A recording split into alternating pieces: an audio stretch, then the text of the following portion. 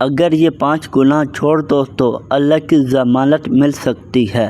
رسول اللہ صلی اللہ علیہ وآلہ وسلم نے اس وقت جب آپ کے گرد صحابہ کی ایک جماعت بیٹھی ہوئی تھی فرمایا کہ مجھے سے بیعت کرو اس بات پر کہ اللہ کے ساتھ کسی کو شریک نہ کرو گے، چوری نہ کرو گے، زنا نہ کرو گے، اپنی اولاد کو قتل نہ کرو گے، اور عمدن کسی پر کوئی ناحق بہتان باندھو گے، اور کسی بھی اچھی بات میں خدا کی نافرمانی نہ کرو گے۔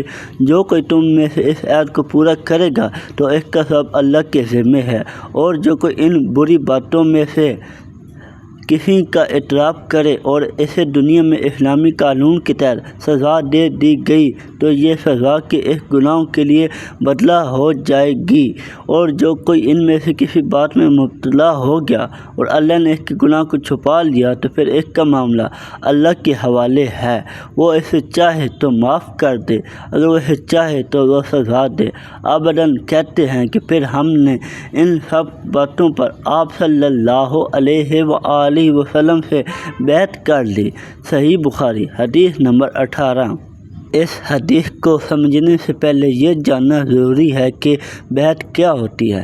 بیعت دراصل وعدہ اور عہد کا نام ہے۔ صحابہ اکرام رسول اللہ صلی اللہ علیہ وآلہ وسلم کے ہاتھوں پر اس بات کا عہد کرتے تھے کہ وہ اللہ اور اس کے رسول صلی اللہ علیہ وآلہ وسلم کے احکامات پر عمل کریں گے۔ یہ بیعت صرف زبان سے نہیں بلکہ دل، عمل اور پوری زندگی کے ساتھ ہوتی تھی۔ اس لیے صحابہ اکرام رضی اللہ تعالیٰ عنہ کی زندگی بدل گئی اور دنیا کے بہترین انسان بن گئے۔ سب سے پہلی شرط اللہ کے ساتھ شریک نہ کرنا۔ رسول اللہ صلی اللہ علیہ وآلہ وسلم نے سب سے پہلے فرمایا اللہ کے ساتھ کسی کو شریک نہ کرو گے۔ یہ اس بات کی دلیل ہے کہ اسلام میں سب سے اہم چیز عقیدہ ہے۔ اگر عقیدہ درست نہ ہو تو باقی اعمال بھی فائدہ نہیں دیتے۔ شرک کیا ہے؟ شرک یہ کہ اللہ کے ساتھ کسی اور کو عبادت، اختیار یا مدد میں برابر سمجھا جائے۔ مثلاً اللہ کے علاوہ کسی کو مشکل کشا سمجھنا، غیر اللہ سے ایسی مدد مانگنا جو اللہ دے سکتا ہے، اللہ کے علاوہ کسی پر مکمل بھروسہ کرنا۔ شرک سب سے بڑا گناہ کیوں؟ کیونکہ اللہ نے ہمیں صرف اپنی عبادت کے لیے پیدا کیا۔ شرک اللہ کا حق چھین لیتا ہے۔ قرآن مجید میں آیا ہے کہ اللہ شرک کو معاف نہیں کرتا۔ اگر انسان بغیر توبہ کیے مر جائے تو آج کے دور میں بہت سے لوگ اللہ کو مانتے ہیں لیکن دل میں دنیا، پیسہ یا لوگوں کو اللہ سے زیادہ اہمیت دیتے ہیں۔ یہ ایمان کی کمزوری ہے کہ چوری نہ کرنا۔ پھر نبی کریم صلی اللہ علیہ وآلہ وسلم نے فرمایا چوری نہ کرو، اسلام امانت اور دیانت داری کا دین ہے۔ چوری صرف کسی کا مال چھپا کر لے جانا نہیں بلکہ ہر قسم کی خیانت میں اس میں شامل ہے۔ آج کی چوریاں، رشوت لینا، دکان میں دھوکہ دینا، ملاوٹ کرنا، کسی کا حق مارنا، امانت واپس نہ کرنا، آن لائن فراڈ کرنا۔ اسلام کا خوبصورت معاشرہ۔ نبی کریم صلی اللہ علیہ وآلہ وسلم نے ایسا معاشرہ بنانا چاہتے تھے جہاں لوگ ایک دوسرے پر اعتماد کریں، کسی کو اپنے مال کا خوف نہ ہو، مسلمان سچا اور ایمانت دار ہو۔ اگر آج مسلمان سچائی اور ایمانت دار اپنا لے تو دنیا خود اسلام کی طرف متوجہ ہو جائے گی۔ زنا سے بچنا۔ رسول اللہ صلی اللہ علیہ وآلہ وسلم نے فرمایا زنا نہ کرو، یہ اسلام کی پاکیزگی کی تعلیم ہے۔ زنا صرف ایک شخص کا گناہ نہیں بلکہ خاندان تباہ کرتا ہے، رشتے خراب کرتا ہے، اعتماد ختم کرتا ہے، معاشرے میں بے حیائی پھیلاتا ہے۔ اسلام کیوں روکتا ہے؟ اسلام صرف زنا سے نہیں بلکہ اس کے راستوں سے بھی روکتا ہے۔ بے پردگی، فحش مواد، ناجائز تعلقات، غلط دوستی، آج کا فتنہ، سوشل میڈیا، ڈرامے اور فحش، اس نے اس گناہ کو آسان بنا دیا ہے۔ اس لیے حدیث کی اہمیت آج بہت زیادہ بڑھ گئی ہے۔ جو شخص اپنی نگاہوں اور نفس کی حفاظت کرتا ہے اللہ اس کے دل کو پاکیزہ بنا دیتا ہے۔ اپنی اولاد کو قتل نہ کرنا۔ نبی کریم صلی اللہ علیہ وآلہ وسلم نے فرمایا، اپنی اولاد کو قتل نہ کرو گے۔ زمانہ جاہلیت میں لوگ غربت یا بیٹی پیدا ہونے کی شرم سے بچوں کو قتل کر دیتے تھے۔ اسلام آیا اور اس ظلم کو ختم کیا۔ اسلام نے اولاد کو رحمت قرار دیا، بیٹیوں کو باعث عزت بنایا اور بچوں کی تربیت کو عبادت قرار دیا۔ آج کے دور میں اس کی شکلیں اگرچہ لوگ بچوں کو دفن نہیں کرتے لیکن ان کی صحیح تربیت نہیں کرتے، دین تعلیم سے دور رکھتے ہیں، موبائل اور گناہوں کے حوالے کر دیتے ہیں۔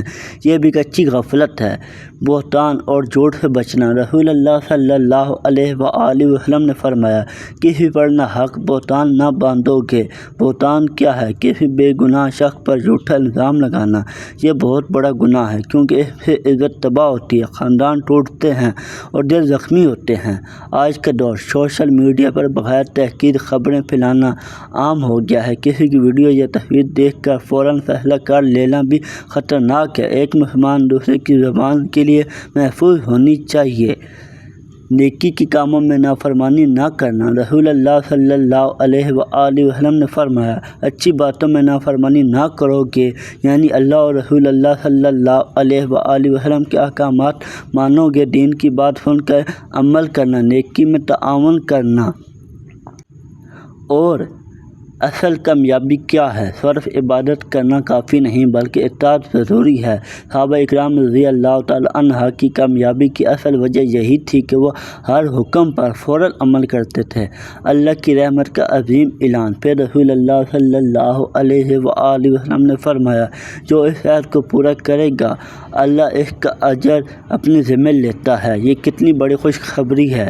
یعنی اگر انسان سچے دل سے ان باتوں پر قائم رہے تو اللہ اس کے اجر کی ضمانت دیتا ہے۔ گناہ کے بعد بھی امید۔ نبی کریم صلی اللہ علیہ وآلہ وسلم نے فرمایا، اگر کسی سے گناہ ہو جائے اور دنیا میں سزا مل جائے تو وہ اس کے لیے کفارہ بن جائے گی، یعنی دنیا کی سزا آخرت کی بڑی سزا سے بچ سکتی ہے۔ اسلام صرف سزا نہیں بلکہ پاکیزگی چاہتا ہے، اللہ کی پردہ پوشی۔ پھر فرمایا، اگر اللہ کسی کا گناہ چھپا لے تو معاملہ اللہ کے سپرد کر دے۔